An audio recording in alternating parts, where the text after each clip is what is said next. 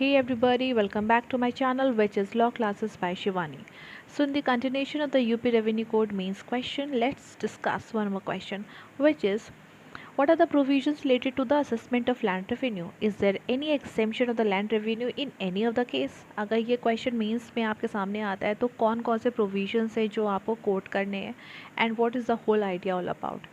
देखिए 153 लिख रहे हैं आपको, 154, 156 एंड 157 इसी तरीके से तैयार करना बिकॉज सिलेबस काफ़ी ज़्यादा है, तो you should have all these provisions on your tips. ठीक है, क्वेश्चन देखा लैंड रेवेन्यू के असेसमेंट से रिलेटेड पूछा है, तो यानी कि मुझे 4 सेक्शन लिखने हैं, 153 लिखना है, 4 लिखना है, 6 और 7 लिखना है। ठीक है, इस तरीके से आप जो है शॉर्ट में प्रिपेयर करते चलेंगे। तो इस वीडियो को आप एंड तक देखना। मेरे चैनल पे नए हैं तो प्लीज़ सब्सक्राइब करिए, लाइक करिए और शेयर करिए। चलिए डिस्कस करते हैं। So the rule is that before the commencement of this code, the Bhumidars already having the right over the land and the Bhumidars who have acquired the rights over the land, ठीक है, after the commencement of this code, they are liable to pay the land revenue assessed by the state government, ठीक है, unless exempted। अब ऐसी कौन से land है जहाँ पे हम ये देख सकते हैं कि लैंड रेवेन्यू का एग्जेम्पशन है? अगर कोई भी ग्रेव यार्ड या फिर क्रिमिशन ग्राउंड है, they are exempted.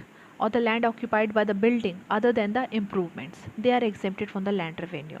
Land revenue तो पे करना ही पड़ेगा, चाहे इस कोड से पहले आपने कोई भी लैंड को एज अ भूमिधर एक्वायर कर रखा था या फिर इस कोड के कमेंसमेंट के बाद यू हैव एक्वायर्ड दिस भूमिधरी right over the land, you have to pay the land revenue.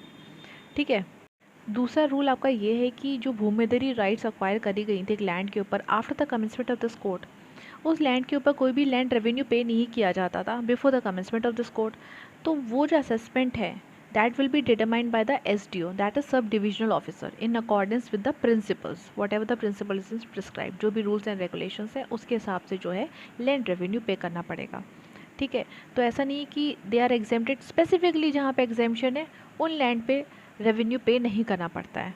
ठीक है, इसके बाद मैंने आपको बताया सेक्शन 156 और 157 जो स्पेसिफिकली ये सेक्शन डील करते हैं exemption of the land revenue in certain cases. एक तो मैंने आपको बताया ग्रेवयार्ड क्रिमिशन ग्राउंड, वो एक जनरल है।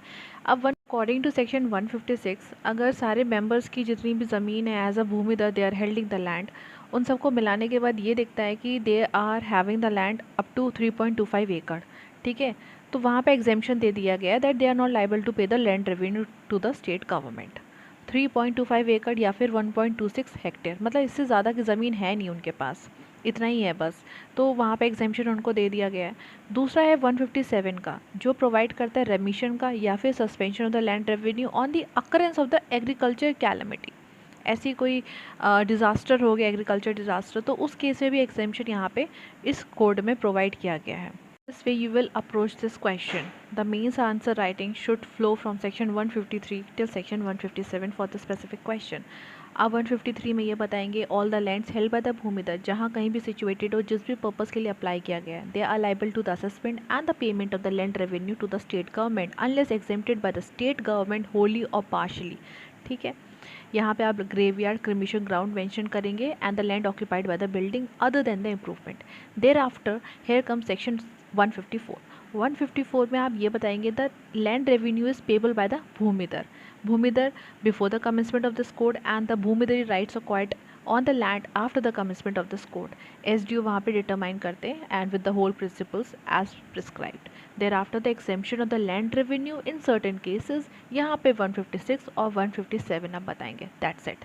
सो this is all about the provisions related to the assessment of land revenue. So everyone that's it on this provisions related to the assessment of land revenue. I hope आपको video समझ में आई हो। कुछ लोग होते हैं उन्हें लगता है कि वीडियो 1 घंटे की नहीं है, 2 घंटे की नहीं है, ठीक है, तो मे बी शायद यूज़फुल नहीं होगी, तो मैं आप सब लोग को बता दूँ दैट्स अ फ्यूटाइल प्रैक्टिस। अगर प्रोविजंस आपके 5 मिनट में मैं आपको कवर करवा सकती हूँ तो इससे बेटर क्या होगा आपके लिए, आपका टाइम भी बचेगा और एक क्वेश्चन भी प्रिपेयर हो जाएगा। अननेसेसरी एक्सटेंड करना इज़ लाइक यूज़लेस, मुझे यही लगता है कि यूज़लेस प्रैक्टिस है वो। आप क्यों सामने वाले का टाइम वेस्ट करो, आप मेरी वीडियो देखने आए और आप एक प्रोविज़न में 1 घंटे तक समझा रहे हो जो कि एक्चुअली आप 5 मिनट में रैपअप कर सकते हैं और समझ में भी आ सकता है।